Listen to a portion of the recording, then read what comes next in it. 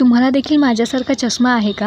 तर तुम्ही देखील असा डबा यूज करत असाल तर तसा यूज करू नका. काहीतरी त्याला क्रिएटिव्ह वेने पेंट करा. तर मी इथे याला व्हाईट ॲक्रेलिक कलर दिला आहे आणि त्यानंतर माझ्याकडे रेड कलर होता, त्यामुळे थोडासा व्हाईट कलर मिक्स केला आहे आणि तो देऊन घेते. हे सर्वच कलर डार्क कलर आहेत, जे तुम्हाला दिसत आहेत व्हिडिओमध्ये ग्रीन, रेड, ऑरेंज, पर्पल. तर त्यामध्ये व्हाईट कलर मिक्स करून मी त्याला फेंट कलर केलेत, कारण की फेंट कलर कधीही छान दिसतात डार्क कलरपेक्षा.